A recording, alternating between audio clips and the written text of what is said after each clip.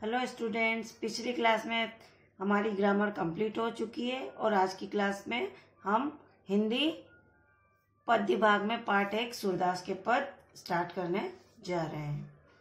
इसका जो कवि परिचय है सूरदास जी का, वो आपको स्वयं को लर्न करना है और उसे अपनी कॉपी में लिखना है। पद्य भाग की फेयर कॉपी बनाने से पहले आपको उसके 2 पेपर मतलब सेंटर में आपको इस तरह से ये टेबल बनानी है। पाठ क्रमांक, कवि, लेखक या जन्म, मृत्यु, माता पिता, शिक्षा दीक्षा, रचनाएं, उपलब्धियां और अन्य विवरण। इस प्रकार की चैप्टर स्टार्ट करने से पहले आपको ये टेबल बनानी है, गद्य भाग में भी और पद्य भाग में भी। तो आज हम सबसे पहले पद्य भाग स्टार्ट करेंगे। तो आप यहाँ पे जब भी मैं नया चैप्टर स्टार्ट करूं, उस चैप्टर का नाम, लेखक और उसका कवि परिचय उसके साथ साथ आप यहाँ पर इस टेबल पर लिखेंगे। तो आपको उससे क्या होगा, जल्दी लर्न होगा और सारे लेखक के नाम, सारे लेखक की जानकारी आपको एक ही पेपर पे एक साथ मिल जाएगी। इस तरह से आपको लर्न करने में आसानी रहेगी। जिस दिन जो चैप्टर स्टार्ट किया जाए उस दिन उस कवि या लेखक के बारे में आपको ये जानकारी यहाँ पर फिल करनी है। चलो अब आते हैं हम पाठ परिचय पर। इस सूरदास के पद में प्रस्तावित पहले पद में कृष्ण और राधिका के प्रथम मिलन का वर्णन। सूरदास के इस चैप्टर में 4 पद है और उसमें से जो प्रथम पद है उसमें सबसे पहले श्री कृष्ण और राधा का मिलन किस प्रकार हुआ था उसके बारे में है। अपरिचय की दीवार कृष्ण के पहल से समाप्त होती है, मतलब दोस्ती करने की पहल राधिका से श्री कृष्ण स्वयं करते हैं। राधिका बहुत चतुराई से कृष्ण की खूबियों एवं खामियों को व्याज स्तुति में कह जाती है। जब उन दोनों का परिचय हो जाता है तो राधिका बहुत ही चालाकी से श्री कृष्ण की जो भी खूबियां हैं, जो भी खामियां हैं, कमियां हैं, उनको बड़े दिखावा करके बड़े ही आसान तरीके में कह जाती है। अंततः कृष्ण राधिका को संग खेलने के लिए आमंत्रित करते हैं और उस पद में श्री कृष्ण राधिका को अपनी मीठी मीठी और चतुर बातों से राधिका को अपने साथ खेलने के लिए उसे आमंत्रित करते हैं। इस प्रथम पद में राधिका जो है वो श्री कृष्ण की जो कमियां हैं, खूबियां हैं, खामियां हैं, वो किसी भी तरह से व्यंग कसकर या दिखावा कर या सांकेतिक भाषा में किसी भी प्रकार से वो श्री कृष्ण को सब कुछ समझा देती है और अंत में श्री कृष्ण अपनी मीठी मीठी बातों से राधिका को खेलने के लिए मना लेते हैं। शेष 3 पदों में उद्धव जो श्री कृष्ण के मित्र है वो गोपिकाओं के संवाद है। इसे भ्रमर गीत के रूप में जाना जाता है। बाकी 3 पदों में उद्धव और गोपिकाओं के बीच में आपस में जो चर्चा हुई है श्री कृष्ण को लेकर, उसका वर्णन है। भ्रमर गीत हिंदी साहित्य में अनुपम है, यानी अनूठा है, अद्भुत है। उद्धव निर्गुण ब्रह्मा के प्रवक्ता के रूप में गोकुल आते हैं, मतलब उद्धव निर्गुण ब्रह्मा की उपासना करो ऐसा संदेश लेकर गोकुल आते हैं गोपियों के समक्ष। किंतु कृष्ण के सम्मान में डूबी गोपियों के विचार सुनकर उद्धव जी निरुत्तर हो जाते हैं। गोपियों के उपालंब, विदग्धता और करुणा से भरे। गोपियां जो शिकायत करती है श्री कृष्ण की, वो उनकी जो शिकायत है वो दुख और दर्द, करुणा से भरी हुई है। गोपियों के व्यंग्य बाणों से उद्धव का हृदय छलनी हो जाता है, मतलब गोपियां इस तरह से उसको ताने मारती है कि उद्धव का हृदय भी द्रवित हो जाता है और वे स्वयं कृष्णमय हो जाते हैं, मतलब वो भी कृष्ण के प्रेम में डूब जाते हैं जिस प्रकार से गोपियां डूबी हुई है।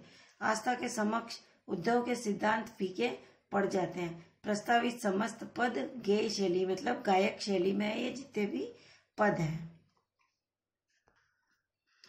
प्रस्तुत पद में भाषा ब्रज है और संवाद परक शैली है, मतलब बातचीत करने वाली शैली है ना, तरीका। ये दोनों चीज आप चैप्टर स्टार्ट होने के पहले यहाँ पर लिख लेना कि ब्रज भाषा है पूरे चैप्टर में और संवाद परक शैली है। प्रथम पद में राधा और श्री कृष्ण के मिलन का वर्णन है। इसका प्रसंग है राधा को साथ खेलने के लिए प्रेरित कर रहे हैं श्री कृष्ण। तो ये आप हिंट अपनी पद जो है इसके सामने लिख लेना कि राधा को साथ खेलने चलने के लिए प्रेरित कर रहे हैं। तो देखिए आप, बूझत श्याम कौन तू गोरी। प्रथम बार जब ब्रज में राधा आती है और उसको देखकर श्री कृष्ण उनसे बूझत यानी पूछते हैं, श्याम श्री कृष्ण राधा से पूछते हैं कि है गौरी, तुम कौन हो? कहाँ रहती काकी है बेटी? तुम कहाँ रहती हो यहाँ पर, और किसकी तुम बेटी हो? देखी नहीं कबहू ब्रज खोरी। श्री कृष्ण कहते हैं राधा से कि मैंने कभी तुम्हें इन ब्रज की खोरी यानी गलियों, ब्रज की गलियों में कभी भी नहीं देखा है। ये दो बात श्री कृष्ण कहते हैं राधा से। अब राधा कहती है काहे को हम ब्रज तन आओती। राधा कहती है श्री कृष्ण के कि हम तुम्हारे इन ब्रज की गलियों में क्यों आए? खेलत रहती हम अपनी खोरी, हम तो अपने ही बरामदे में खेलती रहती हैं। सुनत रहती श्रुननी नंद ठोटा।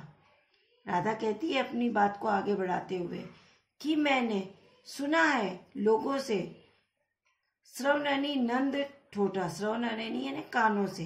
राधा कहती है कि मैंने अपने कानों से सुना है कि जो नंद का पुत्र है, ठोटा यानी पुत्र, कि जो ये नंद का पुत्र है, करत फिरत माखन दधी चोरी, या इधर उधर लोगों के घरों में दही और मक्खन की चोरी करता फिरता है। तुमरो कहाँ चोरी हम ले हैं? राधा की बात सुनकर श्री कृष्ण वापस जवाब देते हैं कि हे राधे, हमने तुम्हारा क्या चुरा लिया है? ले यानी लिया है। खेलन चलो संग मिली जोड़ी, चलो हम और तुम दोनों जोड़ीदार बनकर खेलने चलते हैं, यानी मिलकर खेलने चलते हैं। सूरदास जी प्रभु रसिक शिरोमणि। सूरदास जी कहते हैं कि रसिकों के प्रभु, रसिकों के शिरोमणि श्री कृष्ण अपनी बातों में बातनी भुरई राधिका भोरी, अपनी बातों में भोली राधिका को बहकाकर खेलने चलने के लिए उसे मना लेते हैं। ये तो आपके पद की व्याख्या हुई है। उसके बाद आपको इसका काव्य सौंदर्य लिखना है 2 लाइन में। इसमें कौन सी भाषा है ये बतानी है, काव्य सौंदर्य में कौन सी शैली है ये बताना है, और इसमें कौन से अलंकार का वर्णन है ये बताना है। इस पद में अनुप्रास अलंकार का वर्णन है, क्योंकि जहाँ तुकांत शब्द होते हैं वहां पर अनुप्रास अलंकार होता है। जैसे खोरी, पोरी, चोरी, जोरी, यहाँ पर अनुप्रास अलंकार है। इन पदों का काव्य सौंदर्य आपको 2 से 3 लाइन में लिखना है। और सबसे पहले जितने भी पद आपको समझाए जा रहे हैं उनकी व्याख्या करनी है। सर्वप्रथम व्याख्या में आपको संदर्भ लिखना है। संदर्भ यानी कौन सी पुस्तक से लिया गया, तो इसका आप संदर्भ लिखेंगे। प्रस्तुत पद हमारी पाठ्य पुस्तक क्षितिज पाठ 1 सूरदास के पद से अवतरित है या उद्धृत है या लिया गया है। जो आपको अच्छा लगे वो लिखो। इस पद के कवि सूरदास जी हैं। यह आपका संदर्भ हो गया। उसके बाद आप लिखेंगे प्रसंग। तो प्रस्तुत पद्यांश में श्री कृष्ण राधा को साथ खेलने चलने के लिए प्रेरित कर रहे हैं, इसका वर्णन किया गया। यह आपका प्रसंग हो गया। उसके बाद आप इस पद में आए हुए कुछ कठिन शब्दों के अर्थ लिख देंगे। 3, 4 जो भी हैं कठिन शब्द हेडिंग डालकर उसके कठिन शब्दों के अर्थ लिखेंगे। फिर आप इसकी व्याख्या स्टार्ट करेंगे और व्याख्या कंप्लीट होने के बाद आप इसका काव्य सौंदर्य लिखेंगे। काव्य सौंदर्य में भाषा, शैली, अलंकार ये बात लिखेंगे। मतलब 3 से 3 लाइन 2 लाइन की आप इसका काव्य सौंदर्य लिखेंगे, तब आपकी पूरी व्याख्या कंप्लीट होगी। संदर्भ, प्रसंग, कठिन शब्द, व्याख्या और काव्य सौंदर्य, ये आपको सारा सिस्टमैटिक कर अपनी फेयर कॉपी में लिखना है। धन्यवाद। हम अगले बाकी के 3 पद अगली क्लास में पढ़ेंगे।